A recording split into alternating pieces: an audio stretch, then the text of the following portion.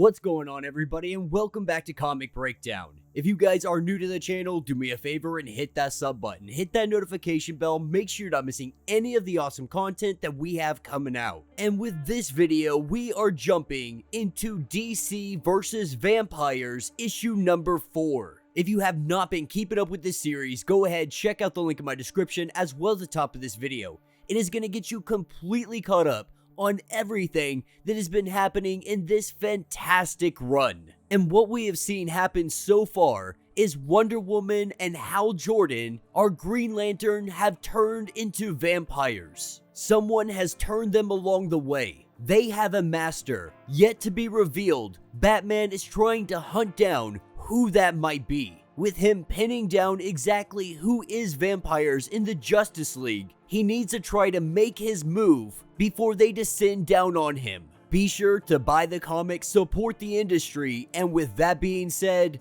let's dive into this breakdown. Alright gang, so as we dive into issue number 4, we are picking up with John Constantine. And Constantine is doing exactly what you would expect him to be doing. He is sitting at a bar alone and he is drinking. But as he is doing this, we see the arrival of Zatanna. Now we know from the last issue that she was also turned into a vampire.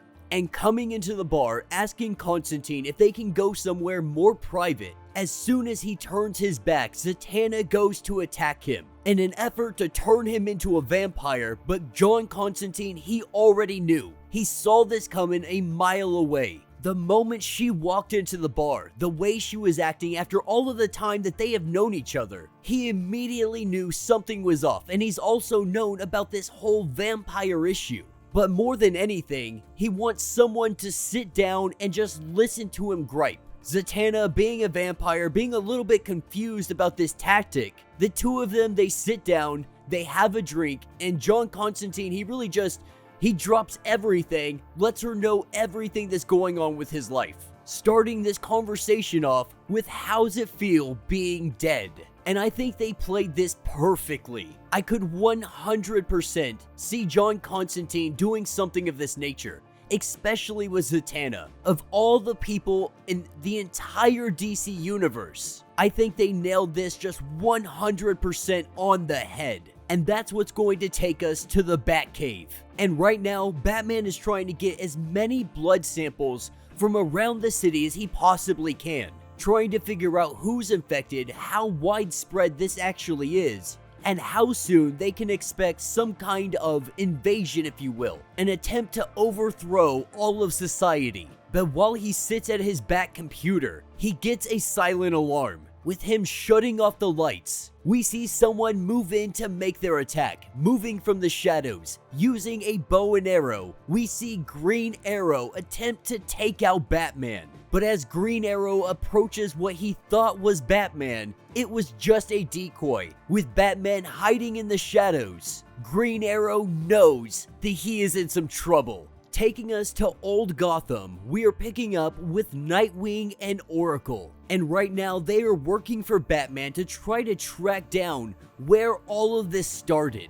They know it has something to do with the Queen of Blood. Not only that, they had tracked her to this hotel room down in Old Gotham, and it appears that she made a visit. Not sure why she made this visit. That's what they have to investigate. That is what they are trying to uncover. Why would the Queen of Blood make her way to Gotham City? And if she did, why all the secrecy? And taking us back to the Batcave, this is where we have the fight between Batman and the Green Arrow. With Arrow believing that he got the drop on Batman, only for Batman to be hiding in the shadows. And we see the two of them, they battle it out, fighting one another, both of them believing the other to be a vampire, completely unaware of this. That is until Batman gets hit in the face with some holy water, and Batman is currently trying to drive a stake into the chest of Arrow. And this is when they both come to the realization that neither of them are actually a vampire. And it's absolutely hilarious because they both thought that one another was a vampire. They both thought they had turned,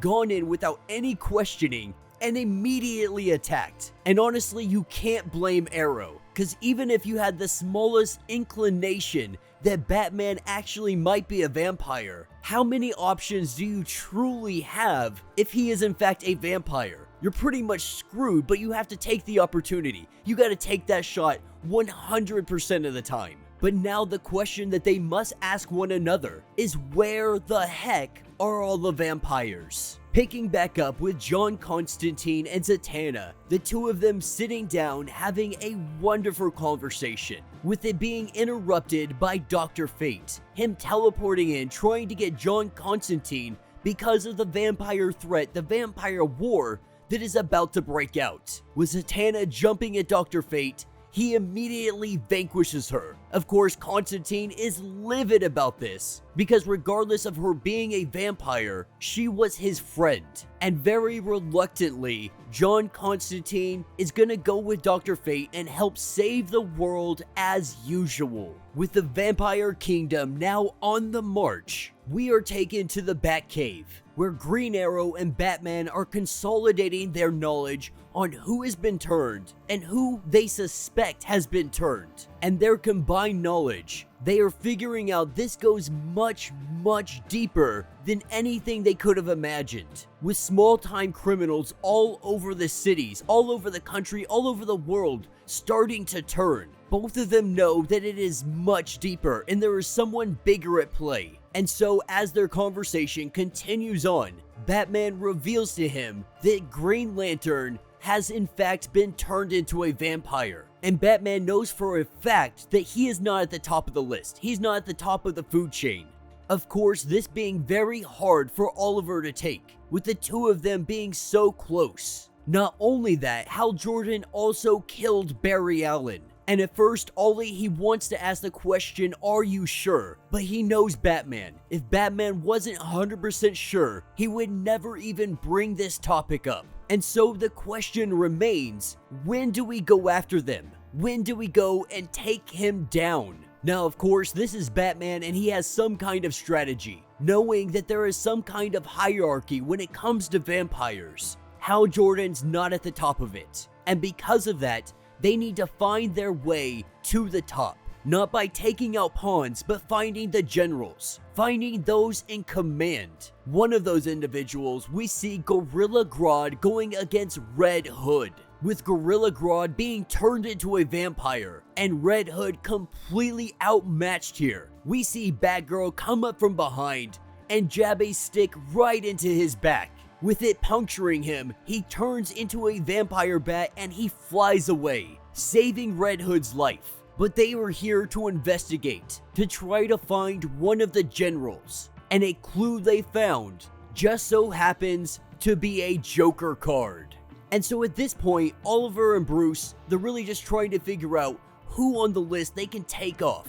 As they're discussing all of this information, this is when the alarms go crazy. And coming into the Batcave is Wonder Woman. And almost immediately, Green Arrow, he lets his guard down. Seeing Diana, he's wondering what she's doing here. But Batman, ever suspicious, he has to ask the question, why are you here? You never come here. What brings you here? And from behind them, we see Hal Jordan. And Green Lantern and Wonder Woman, they are telling Oliver and Bruce that they have an infection in their blood, that they are here to help them. And Batman lets Arrow know that the two of them are in fact vampires. And as they try to take on Wonder Woman and Green Lantern at the same time, we hear another alarm. Something even more concerning.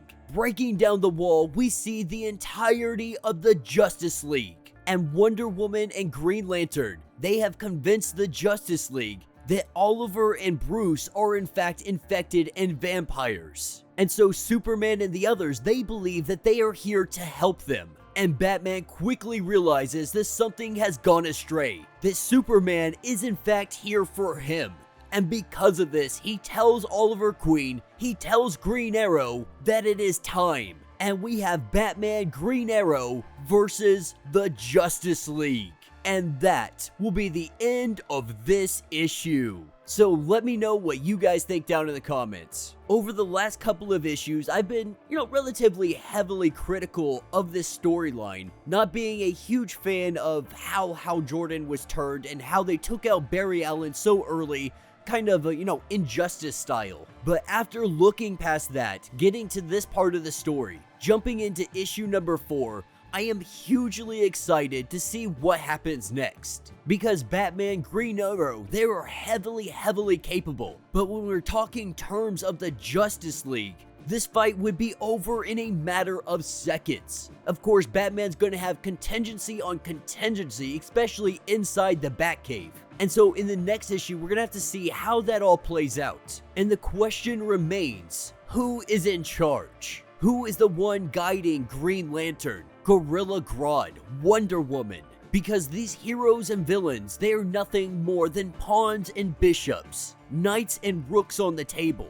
Now, we did see the Joker card, and I'm really hoping that Joker isn't like the main source of this. I can deal with him being maybe like second in command or something of that nature, but I really hope that he is not behind everything going on. Let me know your thoughts, let me know your theories. If you have not yet, do me a favor, hit that sub button, hit that notification bell, make sure you're not missing any of the awesome content that we have coming out. And until the next breakdown.